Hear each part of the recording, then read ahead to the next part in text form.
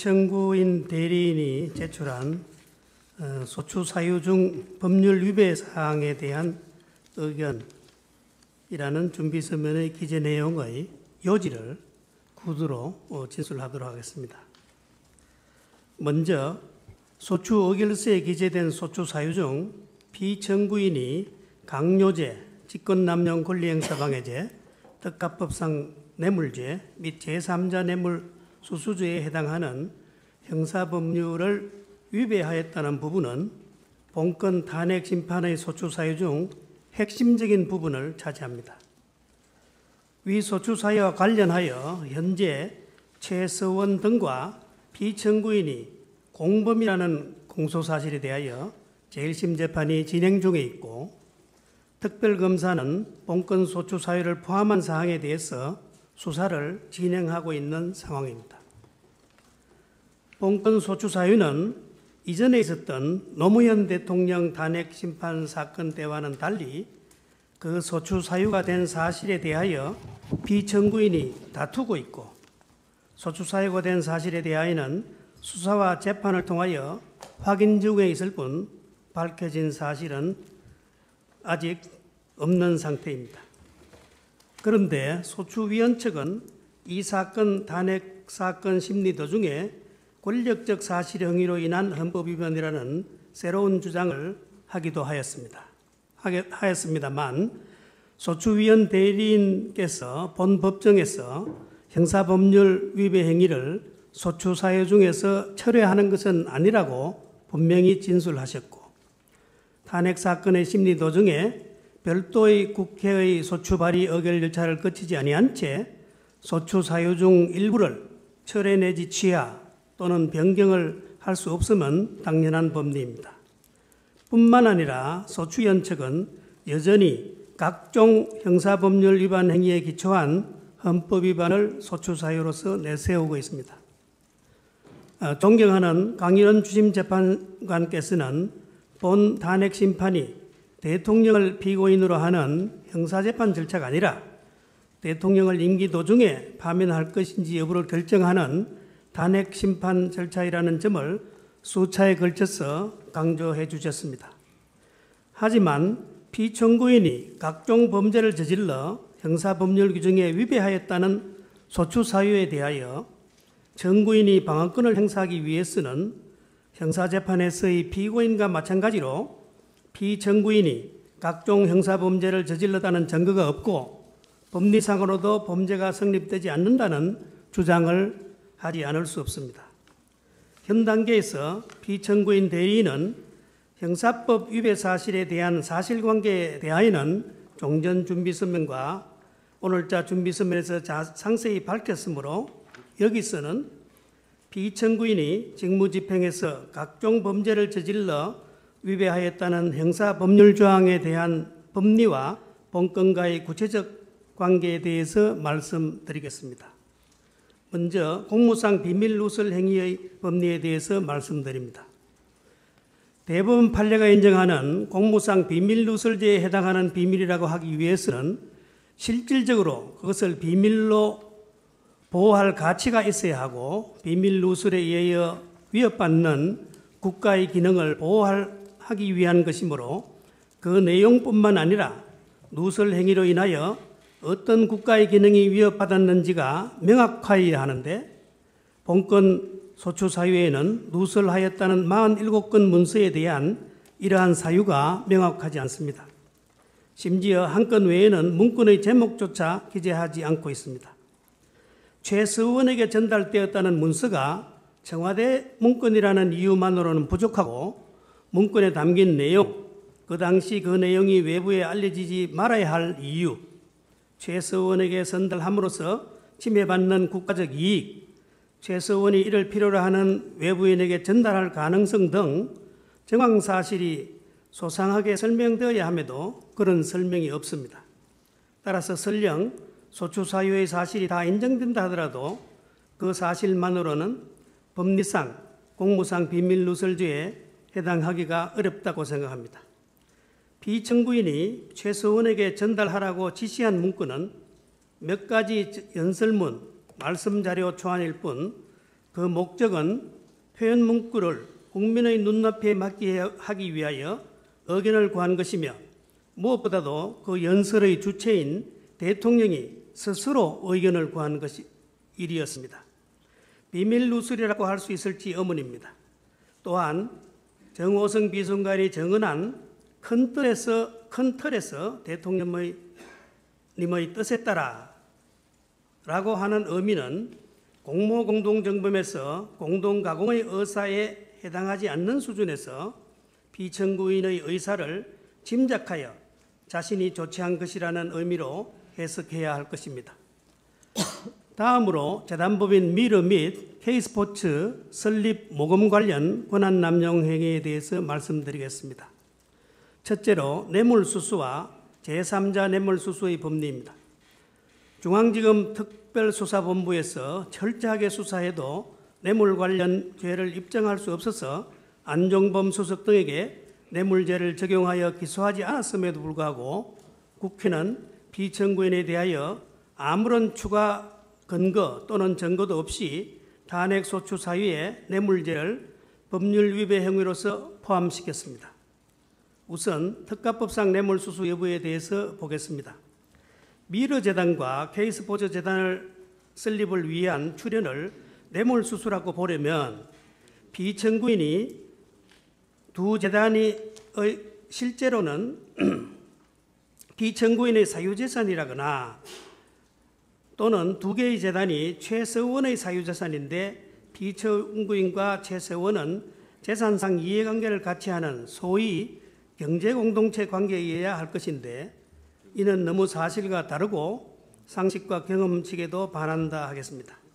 우선 미르 K스포츠재단은 문체부의 설립 인가를 받아 설립된 공익재단으로서 법적으로 독립된 권리 의무의 주체이며 기금 운영 사항은 주무부처에 보고하고 감사를 받아야 되고 실제 설립 시 출연된 금원은 일부 인건비로 지출된 것 이외에는 그대로 재단의 재산으로 남아 있습니다.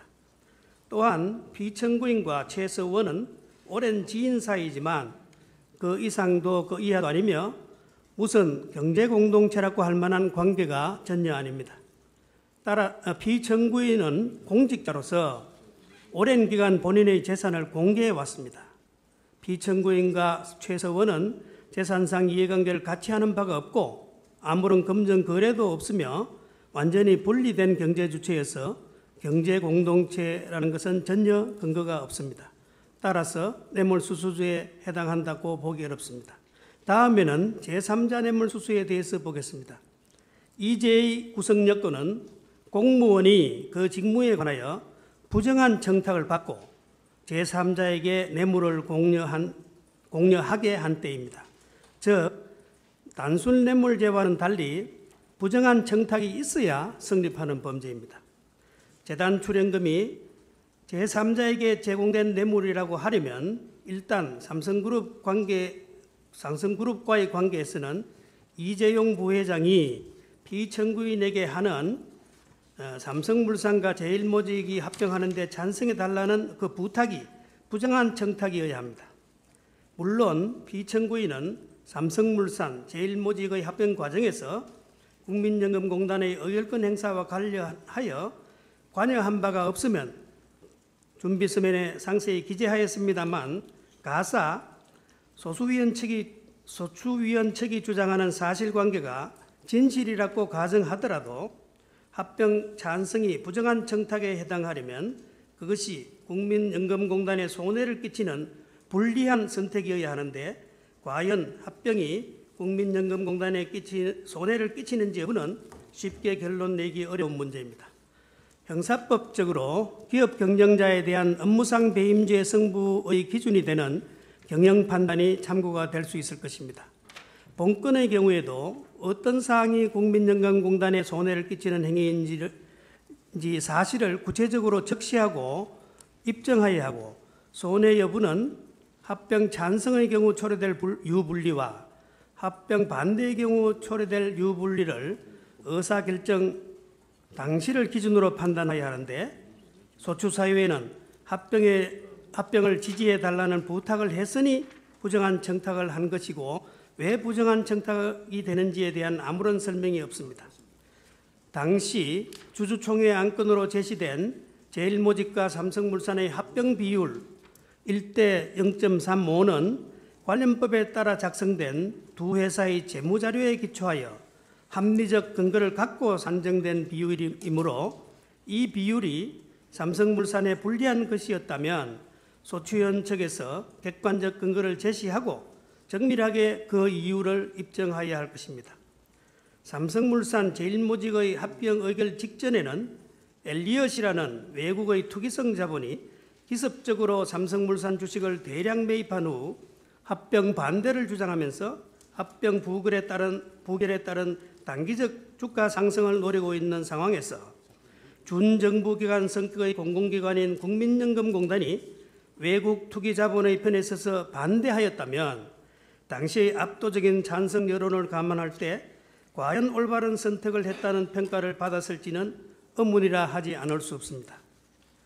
특검 수사 중 삼성전자 이재용 부회장에 대한 구속영장이 청구되었으나 기각되었습니다. 주된 범죄 사실은 특가법상 뇌물죄와 제3자 뇌물수수죄였는데 영장 기각 사유를 보면 사실관계 규명도 부족하고 법리상으로도 죄에 해당하는지 불분명하다는 이유에 쓰였습니다. 나머지 롯데그룹, KD코퍼레이션, 플레이그라운드 및 KT 등과 관련한 소추 사유에 대해서도 피청구인과 최서원은 경제공동체도 아니고 부정한 청탁을 들어준 들도 없으므로 특가법상 뇌물수수 또는 제3자 뇌물수수죄에 해당하지 않습니다. 둘째로 강요죄 및 직권남용 권리행사 방해죄의 법리를 보겠습니다. 강요죄에 해당한다는 소추위원 측 소추사유를 보면 피청구인은 대통령으로서 국정 전반에 관한 모든 구체적 권한을 직간접적으로 행사할 수 있는 지위에 있으므로 재벌 총수에게 재단법인 설립에 필요한 자본금 출연을 요구한 행위는 이를 요구받은 재벌 총수로서는 불응할 경우 기업활동 전반에 불이익을 받게 될 것을 두려워한 나머지 요구대로 재단법인 출연금을 납부한 것이므로 협박에 의하여 의무 없는 일을 하게 한 강요죄와 대통령의 직권을 남용하여 의무 없는 일을 하게 한 직권남용죄가 성립된다는 것입니다. 그런데 대법원 판례는 강요죄에서 협박의 의미에 대해서 공갈죄와 동일하게 보면서 강요죄나 공갈죄의 수단인 협박은 사람의 의사결정의 자유를 제한하거나 의사실행의 자유를 방해할 정도로 겁을 먹게 할 만한 해악을 고지하는 것이라고 판시하였고, 직권남용 권리행사죄에서 직권남용이란 공무원이 그 일반적 직무권한에 속하는 사항에 관하여 직권행사에 가탁하여 실질적 구체적으로 위법부당한 행위를 하는 경우를 의미한다고 판시하였습니다. 거절할 수 없는 요구를 하여 모두 협박은 아닙니다.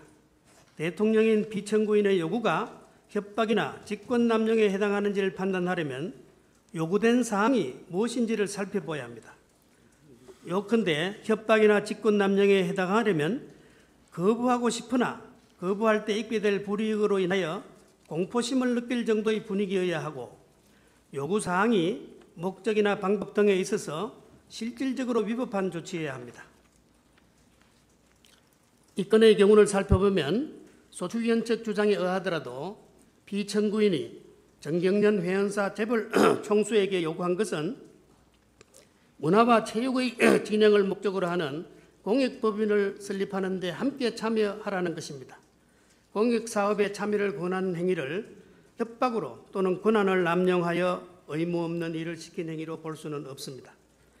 미르재단 등의 설립과 운영 과정에서 최서원 등이 사익을 추구하는 등 일탈 행위가 있었다면 그것은 그것대로 처벌하면 될 일이고, 국정의 주재자인 대통령이 국정기조 실현을 위하여 설립된 재단법인의 후원을 부탁한 행위를 범법행위로 볼 수는 없다 할 것입니다. 다음에는 대통령과 안종범, 최서원과의 공모관계 및 전두환 노태우 전 대통령 뇌물수수 사건과의 차이에 대해서 말씀드리겠습니다. 소추위원 측 소추사유는 피청구인이 최서원 등과 범죄를 공모한 것을 전제하면서도 어떻게 무엇을 공모하였는지 설시가 없습니다. 설령 비청구인이 기업에 대하여 재단의 출연을 요구하였고 그 행위가 법리상 강요죄 등에 해당한다 하더라도 비청구인이 어떤 방법으로 기업인들을 협박하였는지, 최서원과 안종범의 협박에 어떤 행위를 분담한 것인지, 최서원은 공무원이 아닌데 공무원인 비청구인의 직권남용에 어떻게 가공하였는지에 대한 기재나 설명이 없습니다. 또한 전직 대통령들의 뇌물수수 사건에서는 대부분이 뇌물수수의 구성요건 중 직무에 관하여를 포괄적으로 해석한 것인데, 본건에서는 직무 관련성은 직권남용 권리행사 방해죄와 강요죄의 구성요건이 아님에도 불구하고 동죄의 성립을 인정하기 위하여 대통령의 국정 전반에 걸친 광범위한 권한 운운하면서 포괄적 직무 관련성을 전제로 논리를 전개한 잘못이 있습니다. 또한 두 전직 대통령 사건 재판 과정에서는 전직 대통령들의 개인적 수뢰 행위를 처벌한 것이지 재단 설립, 이때는 1회 재단이었죠. 재단 설립을 위한 모금 행위로 기소되거나 처벌된 바는 없습니다. 따라서 비청구인이 재벌 기업들에게 공익재단 설립에 대한 출연을 요구하였다 하더라도 이는 강요죄나 직권남용 권리행사죄에 해당하지 않습니다. 마지막으로 모금과 전후하여 정부의 특혜 조치가 있었는지 여부에 대해서 보겠습니다. 소추 사유에는 재단 설립에 참여한 기업이 16개 이르는데 재단 출연을 전후하여 특혜 조치를 받았다는 기업은 삼성, SK, 롯데만 적시하고 있어 소추 사유 기재 그 자체로서 재단 출연과 정부 특혜 조치가 관련 없음을 알 수 있습니다. 한편 삼성그룹의 특혜 조치가 없었으면 앞서 말씀드린 바와 같고 SK그룹 회장 최태원은 15년 8월 15일 광복절 특사에서 사면된 것이며 롯데그룹 신동빈 회장에 대하여 검찰 수사가 진행되었다는 것은 오히려 비청구인이 출연 대가로 어떠한 영향력도 행사한 것이 없다는 반증이라고 볼 수 있습니다. 끝으로 최서원 등에 대한 특혜 제공 등으로 인한 권한남용의 법리에 대해서 말씀 올리겠습니다. 비청구인은 각종 공식 행사나 회의, 사석에서 중소기업이 어려움을 겪는다는 말을 들으면 적극적으로 이를 해결해 주기 위해서 관계 수석 비서관에게 상황을 알아보고 도와줄 수 있으면 도와주라는 지시를 해왔습니다. 최서원과 관련된 업체라서 혹은 최서원이 부탁이기에 도와준 것이 아니라 누가 얘기하든 대통령으로서 어떤 중소기업이라도 애로사항에 관한 민원을 해결해 주기 위해서 노력하였을 따름입니다.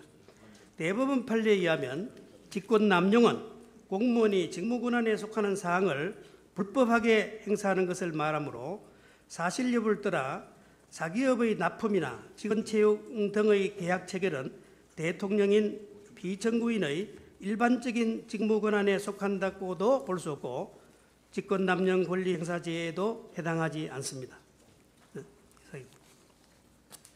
이런 준비서면과 오늘자 준비서면에서 상세히 밝혔으므로 여기서는 비청구인이 직무집행에서 각종 범죄를 저질러 위배하였다는 형사법률조항에 대한 법리와 본건과의 구체적 관계에 대해서 말씀드리겠습니다. 먼저 공무상 비밀 누설 행위의 법리에 대해서 말씀드립니다.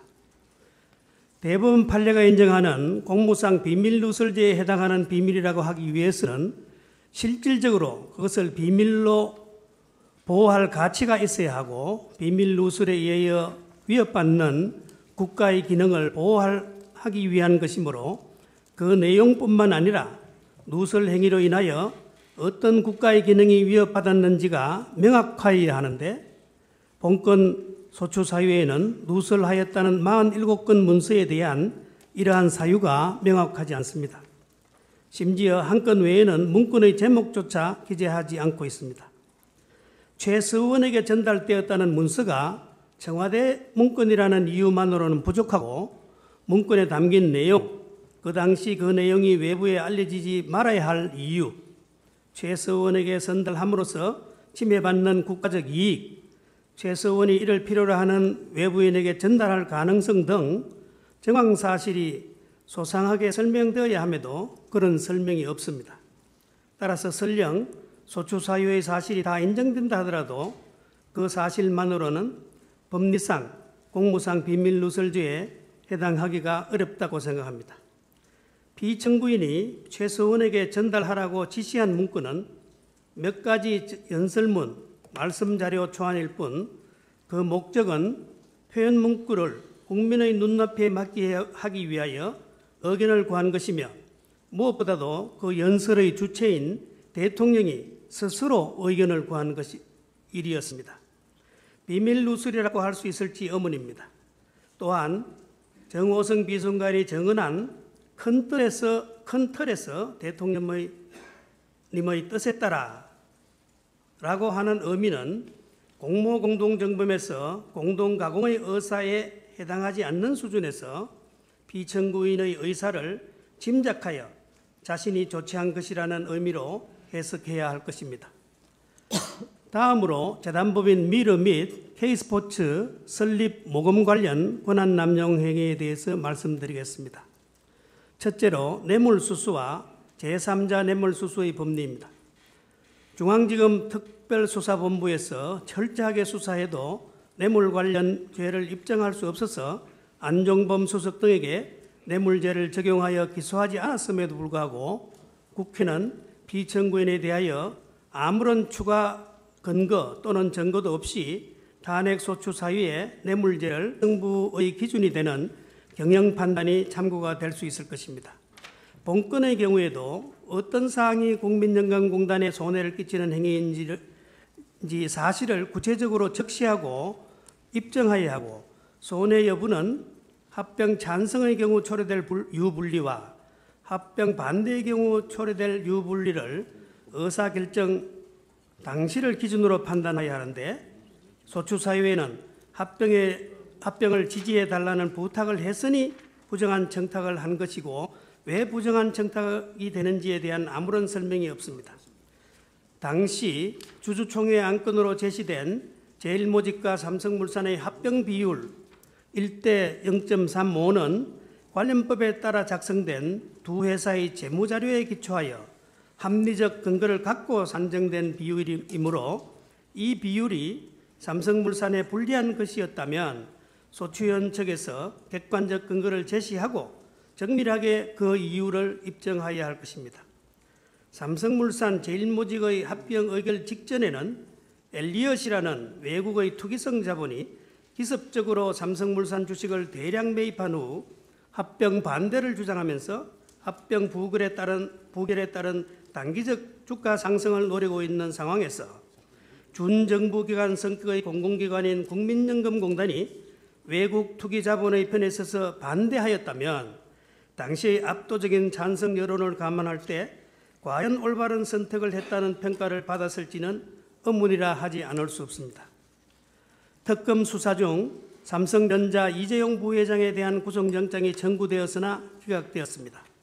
주된 범죄 사실은 특가법상 뇌물죄와 제3자 뇌물수수죄였는데 영장 기각 사유를 보면 사실관계 규명도 부족하고 법리상으로도 죄에 해당하는지 불분명하다는 이유에 쓰였습니다.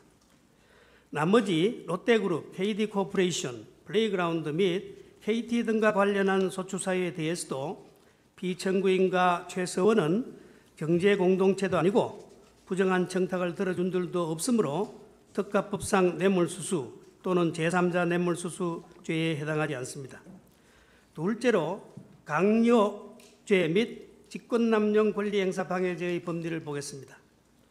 강요죄에 해당한다는 소추위원 측 소추사유를 보면 피청구인은 대통령으로서 국정 전반에 관한 모든 구체적 권한을 직간접적으로 행사할 수 있는 지위에 있으므로 재벌 총수에게 재단법인 설립에 필요한 자본금 출연을 요구한 행위는 이를 요구받은 재벌 총수로서는 불응할 경우 기업활동 전반에 불이익을 받게 될 것을 두려워한 나머지 요구대로 재단법인 출연금을 납부한 것이므로 협박에 의하여 의무 없는 일을 하게 한 강요죄와 대통령의 법률 위배 행위로서 포함시켰습니다. 우선 특가법상 뇌물수수 여부에 대해서 보겠습니다. 미르재단과 K스포츠재단을 설립을 위한 출연을 뇌물수수라고 보려면 비청구인이 두 재단이 실제로는 비청구인의 사유재산이라거나 또는 두 개의 재단이 최서원의 사유재산인데 비청구인과 최서원은 재산상 이해관계를 같이 하는 소위 경제공동체 관계에 의해야 할 것인데 이는 너무 사실과 다르고 상식과 경험칙에도 반한다 하겠습니다. 우선 미르 K스포츠 재단은 문체부의 설립 인가를 받아 설립된 공익재단으로서 법적으로 독립된 권리 의무의 주체이며 기금 운영 사항은 주무부처에 보고하고 감사를 받아야 되고 실제 설립 시 출연된 금은은 일부 인건비로 지출된 것 이외에는 그대로 재단의 재산으로 남아 있습니다. 또한 비청구인과 최서원은 오랜 지인 사이지만 그 이상도 그 이하도 아니며 무슨 경제공동체라고 할 만한 관계가 전혀 아닙니다. 따라 비청구인은 공직자로서 오랜 기간 본인의 재산을 공개해 왔습니다. 비청구인과 최서원은 재산상 이해관계를 같이 하는 바가 없고 아무런 금전 거래도 없으며 완전히 분리된 경제주체여서 경제공동체라는 것은 전혀 근거가 없습니다. 따라서 뇌물수수죄에 해당한다고 보기 어렵습니다. 다음에는 제3자 뇌물수수에 대해서 보겠습니다. 이죄의 구성 여건은 공무원이 그 직무에 관하여 부정한 청탁을 받고 제3자에게 뇌물을 공여하게 한 때입니다. 즉 단순 뇌물죄와는 달리 부정한 청탁이 있어야 성립하는 범죄입니다. 재단 출연금이 제3자에게 제공된 뇌물이라고 하려면 일단 삼성그룹과의 관계에서는 이재용 부회장이 비청구인에게 하는 삼성물산과 제일모직이 합병하는 데 찬성해달라는 그 부탁이 부정한 청탁이어야 합니다.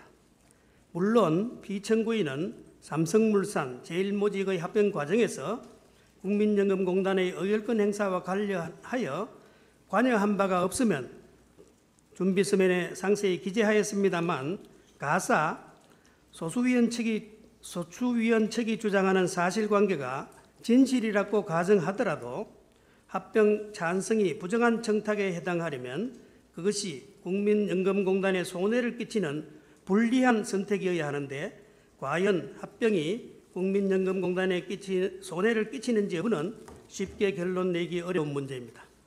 형사법적으로 기업 경영자에 대한 업무상 배임죄에서의 직권을 남용하여 의무 없는 일을 하게 한 직권남용죄가 성립된다는 것입니다.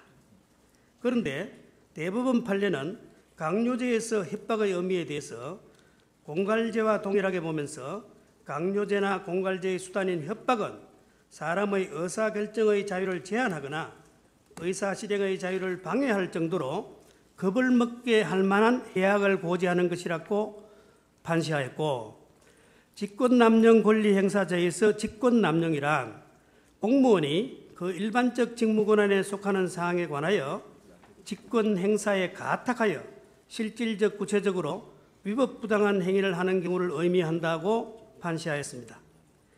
거절할 수 없는 요구를 하여 모두 협박은 아닙니다. 대통령인 비청구인의 요구가 협박이나 직권남용에 해당하는지를 판단하려면 요구된 사항이 무엇인지를 살펴봐야 합니다. 요컨대 협박이나 직권남용에 해당하려면 거부하고 싶으나 거부할 때 입게 될 불이익으로 인하여 공포심을 느낄 정도의 분위기여야 하고 요구사항이 목적이나 방법 등에 있어서 실질적으로 위법한 조치여야 합니다. 이 건의 경우를 살펴보면 소추위원 측 주장에 의하더라도 비청구인이 정경련 회원사 재벌 총수에게 요구한 것은 문화와 체육의 진행을 목적으로 하는 공익법인을 설립하는 데 함께 참여하라는 것입니다. 공익사업에 참여를 권하는 행위를 협박으로 또는 권한을 남용하여 의무 없는 일을 시킨 행위로 볼 수는 없습니다.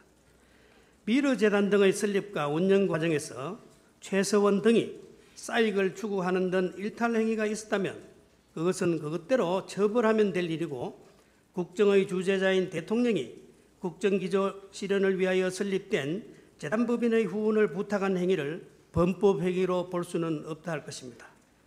다음에는 대통령과 안종범, 최서원과의 공모관계 및 전두환 노태우 전 대통령 뇌물수수 사건과의 차이에 대해서 말씀드리겠습니다. 소추위원 측 소추사유는 피청구인이 최서원 등과 범죄를 공모한 것을 전제하면서도 어떻게 무엇을 공모하였는지 설시가 없습니다.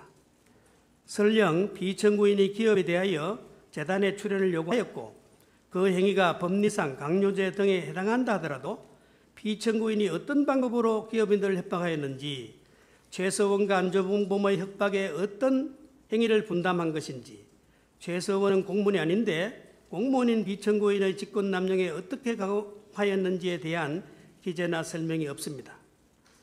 또한 전직 대통령들의 뇌물수수 사건에서는 대부분이 뇌물수수의 구성요건 중 직무에 관하여를 포괄적으로 해석한 것인데, 본건에서 청구인 대리인이 제출한 소추 사유 중 법률 위배 사항에 대한 의견이라는 준비 서면의 기재 내용의 요지를 구두로 진술하도록 하겠습니다.